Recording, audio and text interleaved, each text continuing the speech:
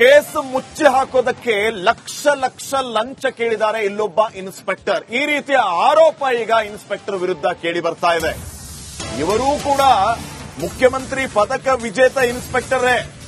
ಮೊನ್ನೆ ಒಬ್ಬ ಮುಖ್ಯಮಂತ್ರಿ ಪದಕ ವಿಜೇತ ಇನ್ಸ್ಪೆಕ್ಟರ್ ಕುಮಾರ್, ಅವನು ಪರಾರಿಯಾದ್ರಲ್ಲ ಇನ್ಸ್ಪೆಕ್ಟರ್.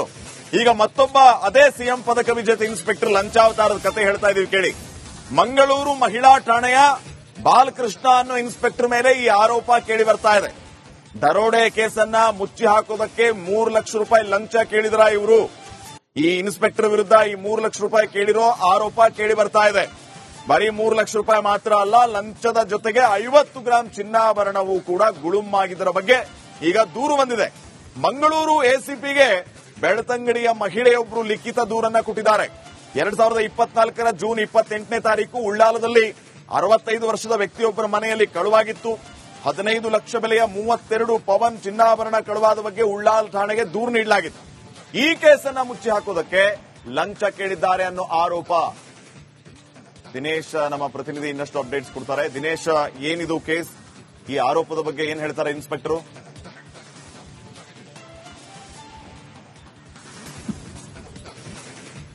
ದಿನೇಶ್, ನನ್ನ ಧ್ವನಿ ಕೇಳಿಸ್ತಾ ಇದೆಯಾ? ಎಸ್, ಏನ್ ಕೇಸ್ ಇದು? ಏನ್ ಆರೋಪ ಇನ್ಸ್ಪೆಕ್ಟರ್ ಮೇಲೆ?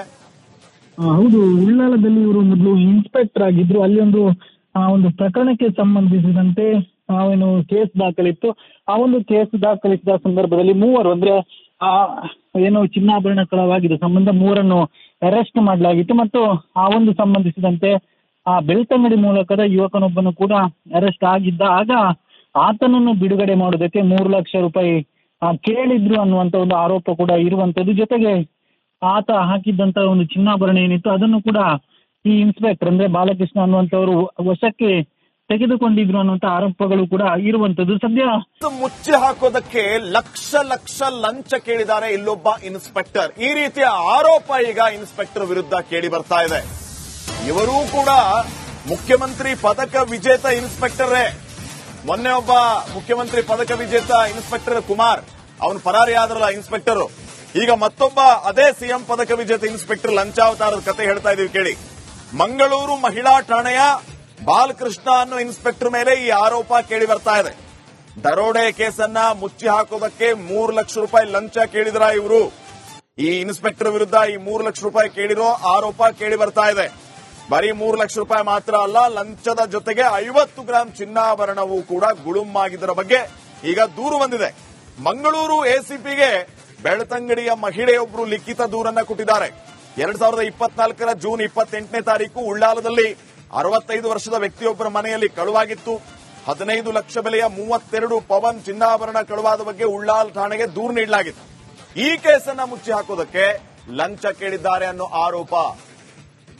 ದಿನೇಶ್ ನಮ್ಮ ಪ್ರತಿನಿಧಿ ಇನ್ನಷ್ಟು ಅಪ್ಡೇಟ್ಸ್ ಕೊಡ್ತಾರೆ. ದಿನೇಶ್, ಏನಿದು ಕೇಸ್? ಈ ಆರೋಪದ ಬಗ್ಗೆ ಏನ್ ಹೇಳ್ತಾರೆ ಇನ್ಸ್ಪೆಕ್ಟರ್?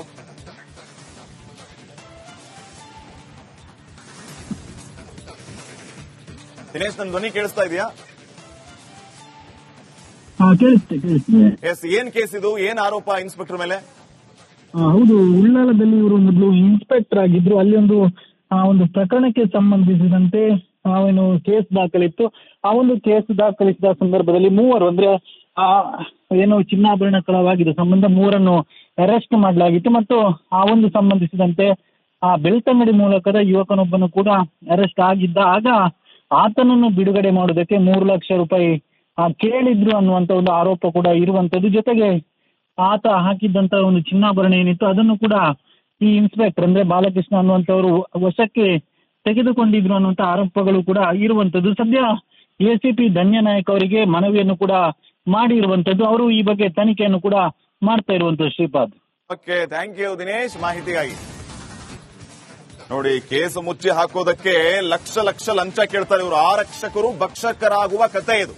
ಅದು ಕೂಡ ಮುಖ್ಯಮಂತ್ರಿ ಪದಕ ವಿಜೇತ ಇನ್ಸ್ಪೆಕ್ಟರ್ ಲಂಚಾವತಾರದ ಕತೆ ಇದು.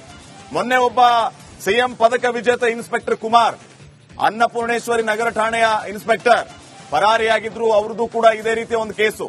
ಈಗ ಇಲ್ಲಿ ಇವರ ಮಂಗಳೂರು ಮಹಿಳಾ ಠಾಣೆಯ ಬಾಲಕೃಷ್ಣ ಮೇಲೆ ಈ ರೀತಿಯ ಆರೋಪ ಕೇಳಿ ಬರ್ತಾ ಇದೆ. ಇವರು ಕೂಡ ಸಿಎಂ ಪದಕ ವಿಜೇತ ಇನ್ಸ್ಪೆಕ್ಟರ್. ಮುಚ್ಚಿ ಹಾಕೋದಕ್ಕೆ ಲಕ್ಷ ಲಕ್ಷ ಲಂಚ ಕೇಳಿದ್ದಾರೆ ಇಲ್ಲೊಬ್ಬ ಇನ್ಸ್ಪೆಕ್ಟರ್. ಈ ರೀತಿಯ ಆರೋಪ ಈಗ ಇನ್ಸ್ಪೆಕ್ಟರ್ ವಿರುದ್ಧ ಕೇಳಿ ಬರ್ತಾ ಇದೆ. ಇವರೂ ಕೂಡ ಮುಖ್ಯಮಂತ್ರಿ ಪದಕ ವಿಜೇತ ಇನ್ಸ್ಪೆಕ್ಟರೇ. ಮೊನ್ನೆ ಒಬ್ಬ ಮುಖ್ಯಮಂತ್ರಿ ಪದಕ ವಿಜೇತ ಇನ್ಸ್ಪೆಕ್ಟರ್ ಕುಮಾರ್, ಅವನು ಪರಾರಿಯಾದ್ರಲ್ಲ ಇನ್ಸ್ಪೆಕ್ಟರ್. ಈಗ ಮತ್ತೊಬ್ಬ ಅದೇ ಸಿಎಂ ಪದಕ ವಿಜೇತ ಇನ್ಸ್ಪೆಕ್ಟರ್ ಲಂಚಾವತಾರದ ಕತೆ ಹೇಳ್ತಾ ಇದೀವಿ ಕೇಳಿ. ಮಂಗಳೂರು ಮಹಿಳಾ ಠಾಣೆಯ ಬಾಲಕೃಷ್ಣ ಅನ್ನೋ ಇನ್ಸ್ಪೆಕ್ಟರ್ ಮೇಲೆ ಈ ಆರೋಪ ಕೇಳಿ ಬರ್ತಾ ಇದೆ. ದರೋಡೆ ಕೇಸನ್ನ ಮುಚ್ಚಿ ಹಾಕೋದಕ್ಕೆ 3 ಲಕ್ಷ ರೂಪಾಯಿ ಲಂಚ ಕೇಳಿದ್ರ ಇವರು. ಈ ಇನ್ಸ್ಪೆಕ್ಟರ್ ವಿರುದ್ಧ ಈ 3 ಲಕ್ಷ ರೂಪಾಯಿ ಕೇಳಿರೋ ಆರೋಪ ಕೇಳಿ ಬರ್ತಾ ಇದೆ. ಬರೀ 3 ಲಕ್ಷ ರೂಪಾಯಿ ಮಾತ್ರ ಅಲ್ಲ, ಲಂಚದ ಜೊತೆಗೆ 50 ಗ್ರಾಂ ಚಿನ್ನಾಭರಣವೂ ಕೂಡ ಗುಳುಮಾಗಿದ್ದರ ಬಗ್ಗೆ ಈಗ ದೂರು ಬಂದಿದೆ. ಮಂಗಳೂರು ಎಸಿಪಿಗೆ ಬೆಳ್ತಂಗಡಿಯ ಮಹಿಳೆಯೊಬ್ಬರು ಲಿಖಿತ ದೂರನ್ನ ಕೊಟ್ಟಿದ್ದಾರೆ. 2024ರ ಜೂನ್ 28ನೇ ತಾರೀಕು ಉಳ್ಳಾಲದಲ್ಲಿ 65 ವರ್ಷದ ವ್ಯಕ್ತಿಯೊಬ್ಬರ ಮನೆಯಲ್ಲಿ ಕಳುವಾಗಿತ್ತು. 15 ಲಕ್ಷ ಬೆಲೆಯ 32 ಪವನ್ ಚಿನ್ನಾಭರಣ ಕಳುವಾದ ಬಗ್ಗೆ ಉಳ್ಳಾಲ ಠಾಣೆಗೆ ದೂರು ನೀಡಲಾಗಿತ್ತು. ಈ ಕೇಸನ್ನ ಮುಚ್ಚಿ ಹಾಕೋದಕ್ಕೆ ಲಂಚ ಕೇಳಿದ್ದಾರೆ ಅನ್ನೋ ಆರೋಪ. ದಿನೇಶ್ ನಮ್ಮ ಪ್ರತಿನಿಧಿ ಇನ್ನಷ್ಟು ಅಪ್ಡೇಟ್ಸ್ ಕೊಡ್ತಾರೆ. ದಿನೇಶ್, ಏನಿದು ಕೇಸ್? ಈ ಆರೋಪದ ಬಗ್ಗೆ ಏನ್ ಹೇಳ್ತಾರೆ ಇನ್ಸ್ಪೆಕ್ಟರ್?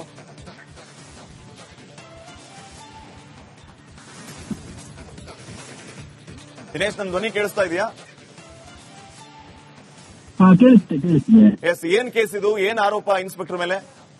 ಹೌದು, ಉಳ್ಳಾಲದಲ್ಲಿ ಇವರು ಮೊದಲು ಇನ್ಸ್ಪೆಕ್ಟರ್ ಆಗಿದ್ರು. ಅಲ್ಲಿ ಒಂದು ಪ್ರಕರಣಕ್ಕೆ ಸಂಬಂಧಿಸಿದಂತೆ ಏನು ಕೇಸ್ ದಾಖಲಿತ್ತು. ಆ ಒಂದು ಕೇಸ್ ದಾಖಲಿಸಿದ ಸಂದರ್ಭದಲ್ಲಿ ಮೂವರು, ಅಂದ್ರೆ ಏನು ಚಿನ್ನಾಭರಣ ಕಳವಾಗಿದೆ ಸಂಬಂಧ ಮೂರನ್ನು ಅರೆಸ್ಟ್ ಮಾಡಲಾಗಿತ್ತು. ಮತ್ತು ಆ ಒಂದು ಸಂಬಂಧಿಸಿದಂತೆ ಆ ಬೆಳ್ತಂಗಡಿ ಮೂಲಕದ ಯುವಕನೊಬ್ಬನು ಕೂಡ ಅರೆಸ್ಟ್ ಆಗಿದ್ದ. ಆಗ ಆತನನ್ನು ಬಿಡುಗಡೆ ಮಾಡೋದಕ್ಕೆ 3 ಲಕ್ಷ ರೂಪಾಯಿ ಕೇಳಿದ್ರು ಅನ್ನುವಂತ ಒಂದು ಆರೋಪ ಕೂಡ ಇರುವಂತದ್ದು. ಜೊತೆಗೆ ಆತ ಹಾಕಿದ್ದಂತ ಒಂದು ಚಿನ್ನಾಭರಣ ಏನಿತ್ತು ಅದನ್ನು ಕೂಡ ಈ ಇನ್ಸ್ಪೆಕ್ಟರ್ ಅಂದ್ರೆ ಬಾಲಕೃಷ್ಣ ಅನ್ನುವಂಥವರು ವಶಕ್ಕೆ ತೆಗೆದುಕೊಂಡಿದ್ರು ಅನ್ನುವಂತ ಆರೋಪಗಳು ಕೂಡ ಇರುವಂತದ್ದು. ಸದ್ಯ ಎಸಿಪಿ ಧನ್ಯನಾಯಕ್ ಅವರಿಗೆ ಮನವಿಯನ್ನು ಕೂಡ ಮಾಡಿರುವಂತದ್ದು. ಅವರು ಈ ಬಗ್ಗೆ ತನಿಖೆಯನ್ನು ಕೂಡ ಮಾಡ್ತಾ ಇರುವಂತದ್ದು. Shripad, okay, thank you Dinesh ಮಾಹಿತಿಗಾಗಿ.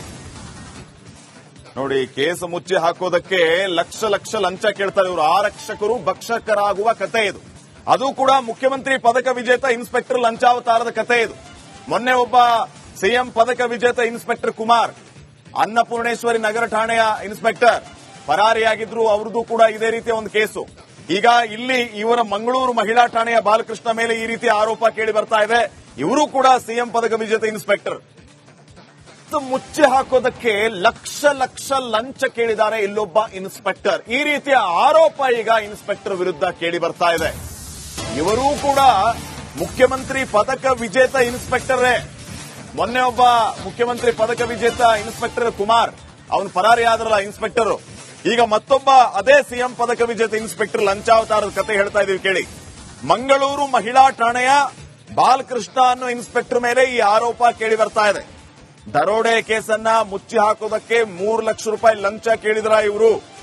ಈ ಇನ್ಸ್ಪೆಕ್ಟರ್ ವಿರುದ್ಧ ಈ 3 ಲಕ್ಷ ರೂಪಾಯಿ ಕೇಳಿರೋ ಆರೋಪ ಕೇಳಿ ಬರ್ತಾ ಇದೆ. ಬರೀ 3 ಲಕ್ಷ ರೂಪಾಯಿ ಮಾತ್ರ ಅಲ್ಲ, ಲಂಚದ ಜೊತೆಗೆ 50 ಗ್ರಾಂ ಚಿನ್ನಾಭರಣವೂ ಕೂಡ ಗುಳುಮಾಗಿದ್ದರ ಬಗ್ಗೆ ಈಗ ದೂರು ಬಂದಿದೆ. ಮಂಗಳೂರು ಎಸಿಪಿಗೆ ಬೆಳ್ತಂಗಡಿಯ ಮಹಿಳೆಯೊಬ್ಬರು ಲಿಖಿತ ದೂರನ್ನ ಕೊಟ್ಟಿದ್ದಾರೆ.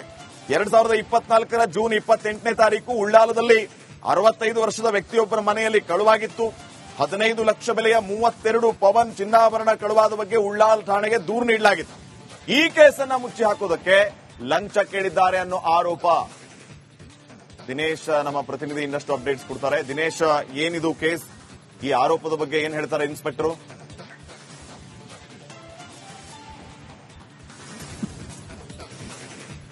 ದಿನೇಶ್, ನನ್ನ ಧ್ವನಿ ಕೇಳಿಸ್ತಾ ಇದೆಯಾ? ಕೇಳಿಸ್ತೆ. ಎಸ್, ಏನ್ ಕೇಸ್ ಇದು? ಏನ್ ಆರೋಪ ಇನ್ಸ್ಪೆಕ್ಟರ್ ಮೇಲೆ? ಹೌದು, ಉಳ್ಳಾಲದಲ್ಲಿ ಇವರು ಮೊದಲು ಇನ್ಸ್ಪೆಕ್ಟರ್ ಆಗಿದ್ರು. ಅಲ್ಲಿ ಒಂದು ಪ್ರಕರಣಕ್ಕೆ ಸಂಬಂಧಿಸಿದಂತೆ ಏನು ಕೇಸ್ ದಾಖಲಿತ್ತು.